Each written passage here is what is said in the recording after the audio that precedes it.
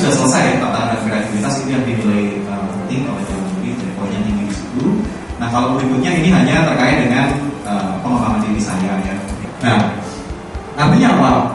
Saya ambil quote ini, winning isn't everything but wanting to win is. Artinya kemenangan itu bukanlah segala-galanya. Jadi kalau orang maunya menang itu ambisius sebenarnya. Dia akan menghalalkan segala cara.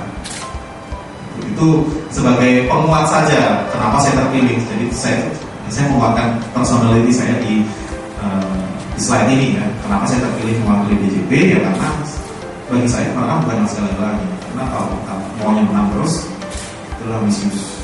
Tapi wanting to win is artinya apa? Ya kita melakukan sesuatu dengan maksimal. Artinya kita kalau kita mau menang ya harus maksimal. Jadi kita lebih pada kerja maksimalnya. Itu bukan harus menang, tapi kita bekerja maksimal, menang itu adalah lulus. Jadi kita ikhlas saja kalau menang 10 enggak ya kita sudah maksimal. Jangan karena dibuka dengan Twitter, saya tutup dengan Twitter juga. Kenapa saya menang? Ya because of my winning tweet. Jadi in line gitu dari awal. Jadi ada bungkusnya. Ada trusted ya, waktu itu saya jelaskan trusted. Jadi itu sebuah kepercayaan. Saya percaya pada wajib pajak yang melapor SPT. Sebaliknya wajib pajak percaya pada saya atas informasi yang saya berikan. Dan WOM itu adalah untuk sebuah kehangatan interaksi antara saya dengan wajib pajak. Jadi tidak berbeda. Ini ya duduk sama rendah berbeda sama tinggi gitu. Tidak memposisikan diri lebih tinggi atau lebih rendah. Oke. Mungkin ya boleh silakan Bu. Bulan Maret itu penutupan untuk emisi SPT atau masih banyak sekali yang turun. Apakah di pajak itu tidak semuanya ada seperti bahwa di bulan Maret saya itu sudah ada menangani berarti kan masih untuk orang terus proses berikutnya bagaimana apakah itu menjadi yang tidak seperti itu ataukah hanya sekedar orang satu itu? Jadi scheduling terkait dengan SLA-nya Bu ya. Jadi memang betul Bu, peak season kita adalah di bulan Februari Maret. Ya panen karena gini kalau di Maret yang lapor itu banyak orang pribadi, apalagi yang baru, sebenarnya nggak tahu sama sekali. Jadi kebanyakan memang banyak masuk ke kita, dan itu juga nanti yang kita sasar atau kita hubungi itu juga orang-orang yang baru di NGG. Nah terkait dengan SLA-nya tadi, memang di Maret kita down Bu. Jadi kalau di kami pengukuran SLA kan tahunan. Jadi memang kita menghitung supaya di Maret ini turunnya tidak terlalu jauh. Karena memang kalau di kami itu menambah orang itu susah Bu. Ya, jadi karena kita kebetulan organik semua pegawai-pegawainya. Jadi tidak menggunakan pihak ketiga. Ya, jadi antisipasinya kalau di Maret satu menambah jam kerja dengan perhitungan tertentu ya. Jadi kalau kita perkirakan misalkan SLA kita turun di Maret sekian persen, kita harus jaga di angka berapa nih supaya SLA tahunannya tidak drop. Jadi kita jaga di situ aja. Kebanyakan sih memang jadwal ditambah atau memang kalau in case sulit sudah nggak terkendali lagi nih.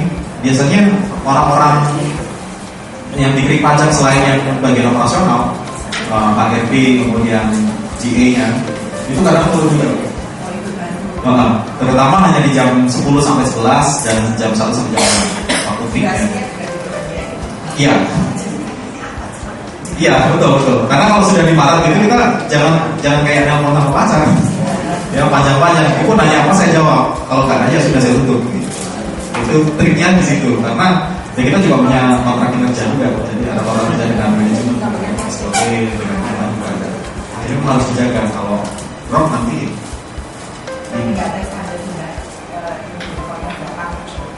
Kalau inbound call kami kebetulan cukup tinggi ya, karena selain Maret itu di atas 8. Selain Maret ya, karena memang orang juga yang menelpon kering pajak itu juga sudah terseleksi kan ya, orang yang mau tahu soal pajak. Oke, Mbak Desi terima kasih nanti.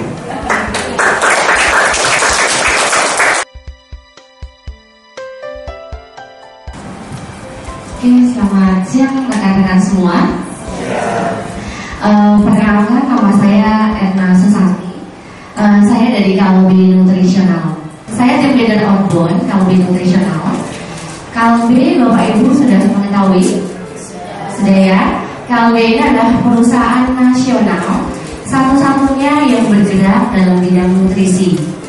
Ada 22 perusahaan di dalamnya dan saat ini sudah go internasional.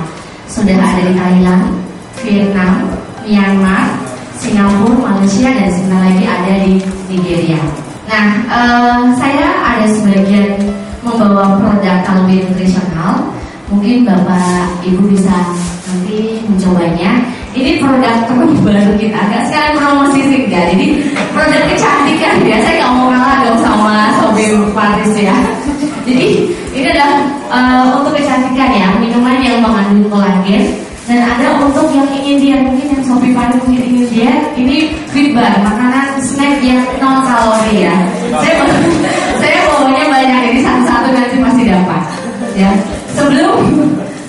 Sebelum saya masuk ke presentasi saya mau berbagi sharing dulu tentang persiapan apa saja yang saya lakukan sebelum saya mengikuti ajang ICC ini. Jadi di KLB Nutritional ini ada 11 tim leader outbound. Jadi mau mengikuti ajang ini saya harus berjibaku atau benar-benar audisi ya untuk mengikuti ajang ini. Dan ada 3 tim leader outbound yang berhasil mengikuti. Sebelumnya itu 1 bulan persiapannya. 1 bulan persiapan itu benar-benar yang karena saya adalah amanah dari kantor, jadi saya harus benar-benar semangat, benar-benar harus menjiwai, pokoknya harus kalau menang urusan Anda lah, yang penting saya lomba dulu, menang itu adalah bonus. Nah, di awal itu saya dibekali oleh perusahaan ikut training tim leader. Waktu itu sertifikat untuk tim leader tahun 2013. Dan satu-satunya perusahaan yang semuanya pesertanya lolos semua tanpa ada ngulang lagi kedua adalah semuanya hampir 100% lolos, itu di KLB Nutritional tahun 2013. Jadi kalau misalnya Bank BRI Syariah besok tahun depan ikut ya Pak ya.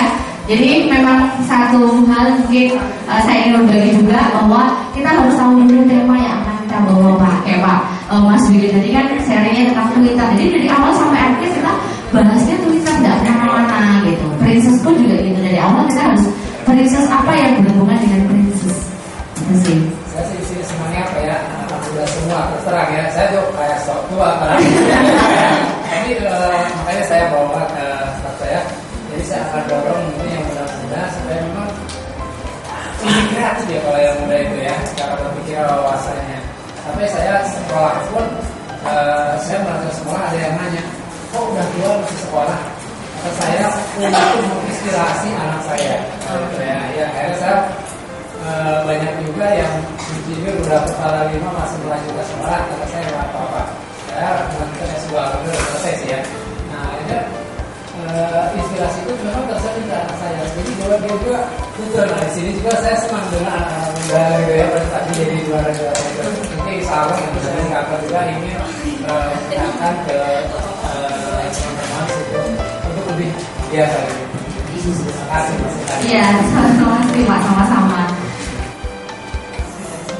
Sudah semua? Jadi di sini intinya mimpi dulu ya. Iya, mimpi Pak. Mana yang paling hadiahnya paling besar, mana harus Korea, kita harus ke Korea. Nggak boleh juga yang lain. Jadi mimpi ini sudah buat semangat ya nanti. Jadi memang orang semuanya dari mimpi dulu ya. Iya. Human factor plus growth factor sama dengan sukses Pak. Kalau kita punya mimpi banyak, tapi karena kita leha-leha nggak ada apanya, Tuhan pasti nggak pastinya sukses. Itu teori saya. B kali do kali growth factor sama dengan sukses. Ya. Sudah Mbak Desi? Ada lagi? Kalau nggak ada nanti bisa by phone bisa. Kalau penting oleh-oleh juga jangan lupa ya, wajah juga disiapin ya. Silakan Mbak Desi, terima kasih ya. Oke, langsung Mbak Desi.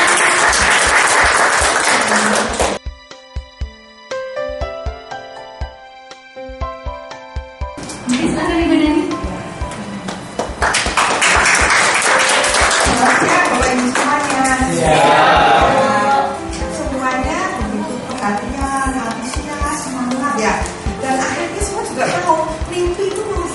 kan.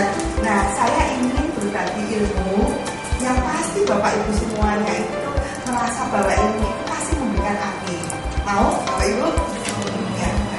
Pada waktu kita masih muda, berarti usia di bawah 35 tahun, itu masih namanya usia remaja, kondisi tubuh, seluruh fungsi organ tubuh masih oke semua.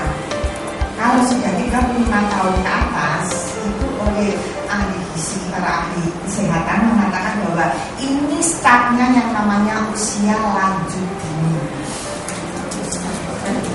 Tergantung dari gimana? Ini kolesterol gitu kan? Kolesterol itu sebenarnya bagus loh Bapak Ibu. 70% sampai 75% tubuh memproduksi kolesterol sendiri. Karena apa? Kolesterol itu berguna untuk memudahkan nutrisi masuk ke sel kita. Jadi dia transisi sel kita, nutrisinya sudah masuk. Itu membutuhkan hormon seks. Terus kemudian juga kolesterol itu dibutuhkan untuk tubuh kita. Cuman kenapa dianggap jelek? Kan yang betul-betul dari luar kan. Jelek itu kalau tubuh kita konslet. Nah, kalau nggak konslet ya bagus. Nah, di tempat hati itu kan bagian yang memproduksi kolesterol.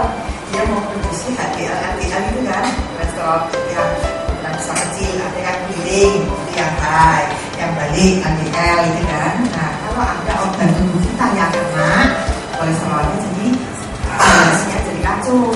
Semua orang diabetes pasti berjualan tinggi.